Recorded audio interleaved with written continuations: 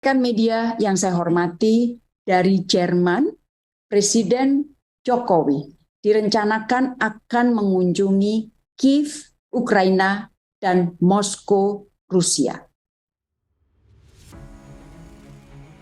Halo Medikers, apa yang dikatakan Menteri Luar Negeri Ibu Retno Marsudi tadi tentu membuat kita bertanya-tanya. Apakah betul Pak Jokowi serius mengunjungi Ukraina dan Rusia di akhir Juni ini? Secara kita sudah tahu lah ya seperti apa kondisi kedua negara yang akan didatangi Pak Jokowi. Bahaya akan keselamatan itu sudah pasti. Lantas apa kepentingan orang nomor satu Indonesia ini? Berikut kita akan mengupas fakta kunjungan Jokowi ke Rusia dan Ukraina. Mari kita bongkar.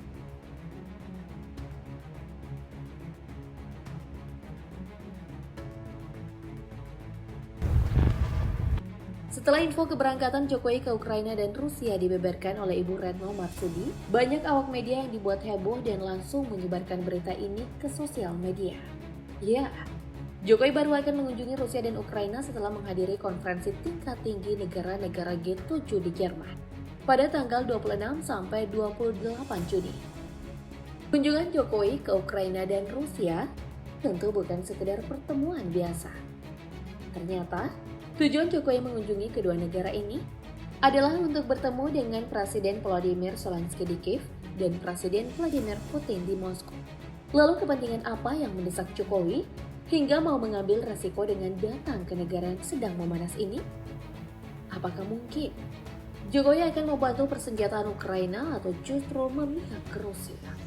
Untuk menjawab itu semua, mari kita saksikan tayangan berikut. Saya menegaskan bahwa sesuai dengan amanat konstitusi Indonesia dan prinsip politik luar negeri Indonesia, melarang pemberian bantuan persenjataan kepada negara lain. Namun, saya menyampaikan kesiapan Indonesia untuk memberikan bantuan kemanusiaan. Iya, sangat jelas bahwa kedatangan Jokowi ke negara Rusia dan Ukraina bukan untuk membantu ataupun bersekutu dengan salah satu negara. Namun di sisi lain, Jokowi juga mengatakan bahwa negara Indonesia siap memberikan bantuan kemanusiaan. Apa yang diambil oleh Jokowi semata-mata untuk menyatukan kedua negara dan diharapkan dapat menemui titik damai bila perlu konflik perang segera diakhiri.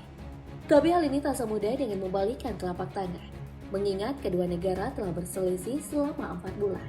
Makanya, Jokowi melakukan pertemuan langsung dengan Presiden Volodymyr Zelensky dan Presiden Vladimir Putin. Namun sebelumnya, Jokowi terlebih dahulu mengundang Presiden Volodymyr Zelensky dalam forum kerjasama multilateral atau G20 untuk menyelesaikan invasi Rusia ke Ukraina. Masalahnya saat ini, Jokowi dihantui dua persoalan yang sampai sekarang belum terselesaikan di kedua negara. Tak lain, menyangkut tentang pemulihan ekonomi. Dan untuk masalah pertama, yaitu pandemi COVID-19, menjadi yang terberat bagi Jokowi. Karena bukan saja Rusia dan Ukraina, tapi masyarakat tanah air masih ada yang positif COVID-19. Soal perang di kedua negara juga masalah baru bagi negara-negara lain, termasuk dengan Indonesia. Karena selama Rusia melakukan invasinya ke Ukraina, belum ada negara satupun yang mampu mendamaikan kedua negara tersebut. Meskipun ada beberapa pihak yang membantu militer Ukraina seperti Inggris, Denmark, hingga Latvia. Faktanya Rusia masih belum tumbang, malahan Putin masih gencar memberikan perlawanan ke Ukraina. Kita doakan saja semoga apa yang telah direncanakan Jokowi ini memang sesuai dengan tujuan. Tapi ada banyak sekali catatan mengenai bahaya dan konsekuensinya bila mana Jokowi melakukan pertemuan dengan Volodymyr Zelensky dan Vladimir Putin. Dari sinilah timbul satu pertanyaan. Apakah keselamatan Jokowi bisa terjamin 100%? Untuk tugas dan tanggung jawab ini dipikul berat oleh pasukan pengamanan presiden yang kita kenal dengan Pas Pampres. Dikutip dari laman prfmnews.id, Komandan Pas Pampres Majen TNI Tribudi Utomo mengatakan, Boyo beserta timnya memastikan akan melakukan kinerja sebaik mungkin untuk memberikan keselamatan dan keamanan kepada Presiden. Bahkan Tribudi Utomo juga mengatakan, latihan intensif sudah dilakukan menjelang keberangkatan Pak Jokowi nanti. Contohnya penyelamatan dari kereta, di pesawat, sampai pengawalan ketat pada saat berkendara di darat. Tak main-main dalam pertemuan ini, Jokowi akan dikawal 39 personil Pas Pampres yang memiliki tugas dan peran di setiap sisi. Dari 39 orang ini, terbagi dalam 3 bagian, yaitu tim penyelamatan, tim advance, dan tim utama. Di tim penyelamatan dihuni 10 personil yang posisinya sebagai penghalau penyusup dari jarak yang cukup jauh sampai terdekat. Kemudian tim advance yang beranggotakan 10 orang dan memiliki tugas yang sangat berat. Karena tim advance ini adalah tim yang terlebih dahulu ada di negara Rusia dan Ukraina untuk memastikan situasi hingga informasi mengenai keamanan dan sebagainya. Untuk tim utama memiliki anggota jauh lebih banyak dari 2 tim sebelumnya, yaitu berjumlah 19 personil. Tugasnya itu memang menjadi pengawal di samping presiden dan terus berada dimanapun Jokowi pergi. Selain itu 39 personil Pas Pampres ini memiliki keistimewaan yang lain. Bisa dibilang jarang-jarang dipakai dalam pertemuan Jokowi ke luar negeri. Ya, pasukan yang dikerahkan kunjungan Jokowi ke Rusia dan Ukraina kali ini berasal dari berbagai matra, yaitu Komando Pasukan Khusus atau Kopassus, Detasemen Jala Mangkara yang dikenal dengan Denjaka, dan Korps Pasukan Khas atau disingkat Paskas. 3 matra dari TNI ini dikenal sebagai prajurit keamanan tanah air yang kemampuannya sudah teruji di berbagai medan, mulai dari laut, darat, sampai udara.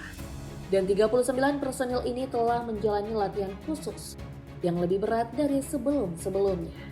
Tak cuma itu saja, 39 personil Pas Pampres yang akan menjadi pengawal Jokowi ini juga difasilitasi berbagai alat keamanan, yaitu helm dan rompi anti peluru. Bahkan Pas Pampres yang akan bertugas di negara Jangan Rusia dan sampai Ukraina ada perpecahan. dibekali dengan senjata Perdamaian laras dan tajam stabilitas seperti adalah kunci dari atas bagi gedung, pemulihan beberapa dan penembak pembangunan jitu akan ekonomi diposisikan dunia. di tempat ini. Demikian mencegah yang adanya bisa bahaya saya sampaikan. mendekat dari aktivitas Terima kasih. Presiden Jokowi. Jadi keamanan Jokowi benar-benar dilakukan seekstra mungkin. Berdasarkan laman inews.id, Tri Budi Utomo menyampaikan bahwa daerah pertemuan Jokowi dengan kepala negara Rusia dan Ukraina telah diantisipasi sejauh 380 km dari medan pertempuran. Itu berarti tingkat keamanan dalam pertemuan Jokowi nanti sudah aman. Ya, semoga saja presiden kita tidak mendapatkan masalah apalagi bahaya.